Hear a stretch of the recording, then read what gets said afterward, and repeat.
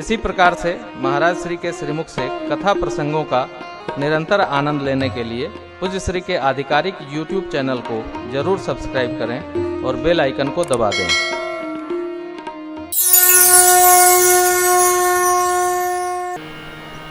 कई लोग, बहुत वर्षों पहले की घटना है, भाई जी जानते हैं, एक सेठ जी थे। प्रधान जी अयोध्या बैठे हैं कि नहीं? नहीं, कहीं व्यस्त हो गए होंगे।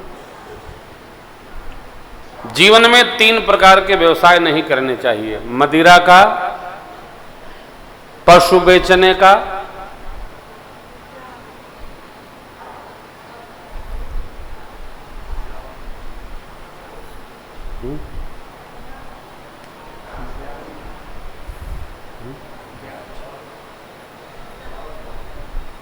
नहीं, सोच रहा हूं कैसे कहूं।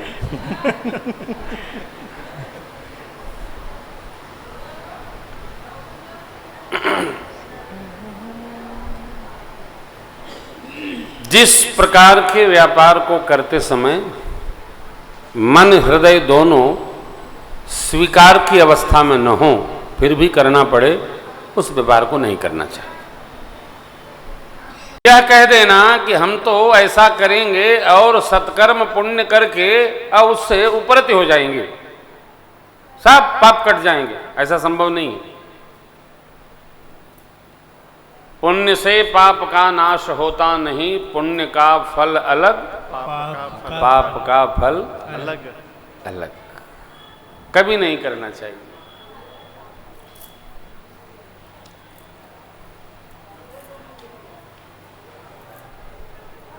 दूसरे को छल कर जो व्यापार खड़ा करना हो, इस प्रकार के व्यापार को कदापि नहीं करना चाहिए। छल पूर्वक धन उपार्जन हो, नहीं करना चाहिए। कारण उससे वैसा ही स्वभाव बन जाता है। तो एक सेठ जी थे, बहुत दान पुण्य करते थे, तो उनका व्यापार जो था वो पक्षियों का था। तो मैंने कहा, बाप जी आप ये सब बंद कर दो, आपके लिए अच्छा नहीं है।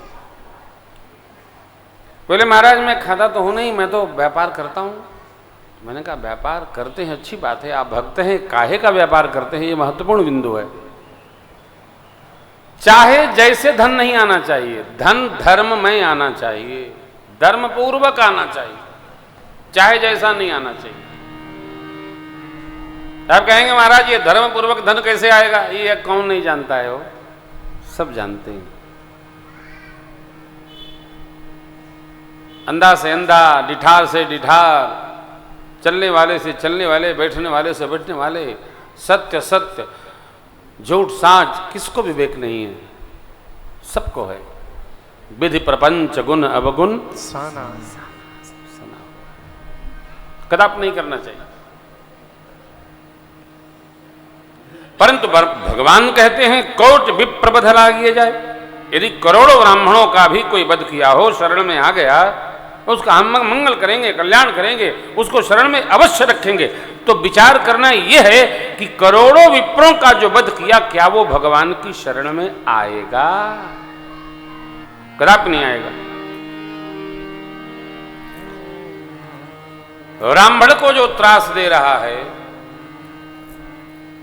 ब्राह्मण की जो निंदा कर रहा है, ब्राह्मण की जो बरेखी कर रहा है,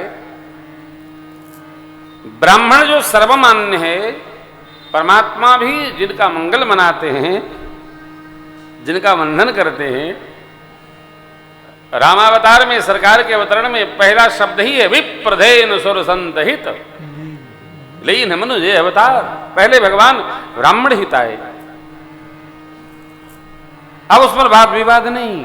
वो कहते हैं करोड़ों करोड़ों, अरे यदि जीव में सदाचार नहीं है, सत्कर्म नहीं है, सद्धर्म नहीं है, भजन नहीं है, पूजन नहीं है, कीर्तन नहीं है, सेवा नहीं है भगवान की, तो वो भगवान के सन्मुख भी जाने से घबराता है। और परमात्मा कहते हैं सन्मुख होई जीव मोहि जब जन्म कोटि अघ नासहि तब। परमात्मा ने शबरी अम्बा से कहा था, मम दर्शन फल परम अनुपा जीव पावन निज सहज स्वरूप। हम आप ईश्वरांश हैं, ईश्वर अंश जीव अविनाशी। जीव को उसका सहज स्वरूप बोध हो जाता है, तब शांत हो जाता है। जिसको अपनी सहजता का बोध हो जाएगा वो शांत हो जाएगा। जय हो। उत्पात का कारण यह है कि हमको सहजता का बोध नहीं है। ये तो बहुत उथल पुथल मची है। हमको हमारा बोध हो। हमारे सुपुत्र हैं विष्णु उपाध्याय, ये आते हैं तो मैं पूछता हूं, बेटा सब मंगल है? अब गुरुजी सब कृपा है, बढ़िया है। काहे? कह रहे थे गुरुजी अब हमने मान लिया है कि जो होना है वही होना है, अपने हाथ में कुछ है नहीं। क्योंकि जितना मैं सुख ढूंढता हूं उतनी समस्याएं खड़ी हो जाती हैं। स्वामी हमारा लिखता है ना, स्वामीनंद सपना दुख अपना दुख मान लो, और उसका दुखे पिंड नहीं छोड़ता है। भगत हैं आप, ध्यान रखिएगा, कभी किसी का दुख ओढ़िए मत। ऐसे हमसे लोग अपने बच्चे को ले आते हैं, कहते हैं महाराज आशीर्वाद दीजिए, ये बोलता नहीं है, भगवान का भजन करो, भगवान कृपा करेंगे। मूकम करोति वाचा अलम पंगुलंघते गिरिम।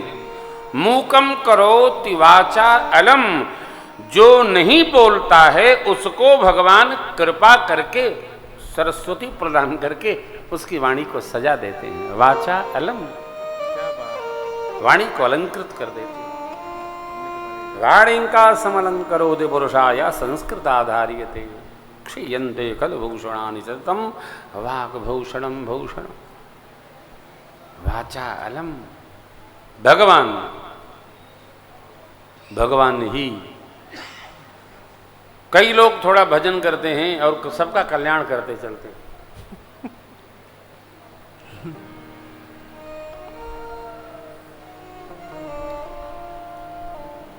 हमारे अपने संस्कृत महाविद्यालय के पूर्व प्रधानाचार्य जी पधारे हैं, बहुत बहुत स्वागत है, बहुत बहुत सम्मान है, हमारा सौभाग्य है।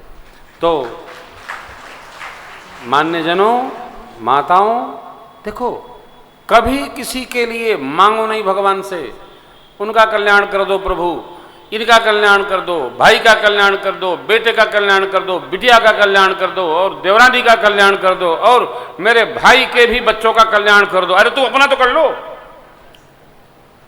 पूरे गांव का कल्याण करोगे और तुम्हारा कब होगा? नहीं। सबको कहो भगवान के धाम आओ और अपना कल्याण कर लो, भगवान में रमो, अपना कल्याण कर लो, भगवान को भजो, अपना कल्याण कर दो। किसका कल्याण होता है? परमात्मा के श्रीमुख वचन है, सन्मुख होई जीव मोहि जपहि। भगवान कहते हैं जो मेरे सन्मुख आता है उसका करोड़ों करोड़ों जन्मों का पाप में नाश करता हूं।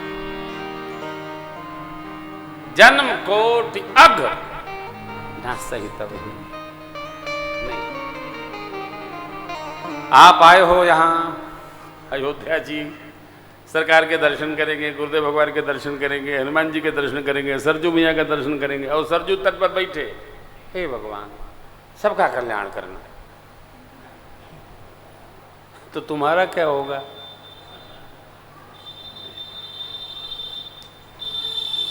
कई लोग कथाओं में मिलते हैं, महाराज हमारे बच्चों को बुखार नहीं छोड़ता है। बच्चा कहाँ है? घर है। यदि उसका कल्याण चाहते हो तो उसको पहले अस्पताल भेज के जांच कराओ, क्या कारण है।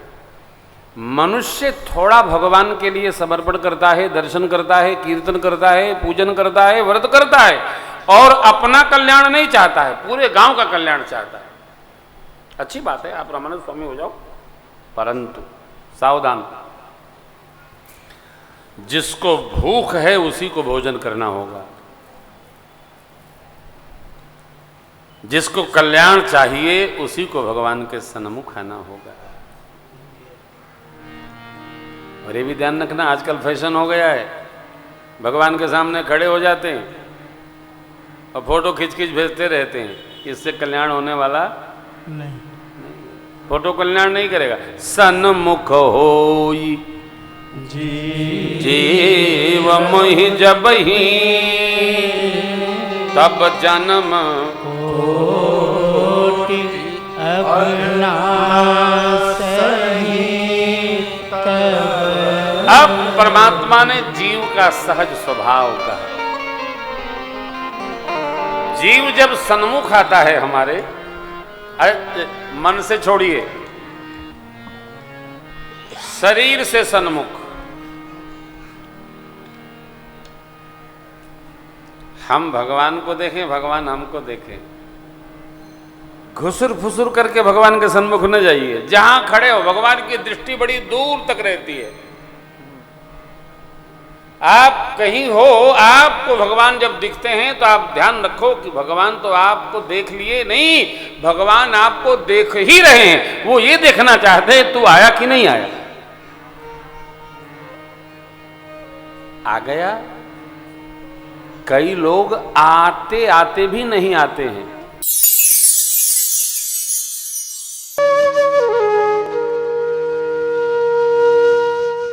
इसी तरह सुनते रहिए, चैनल को सब्सक्राइब करिए, बेल आइकन को दबा दीजिए और पुण्य अर्जन के लिए अपनों में शेयर करिए।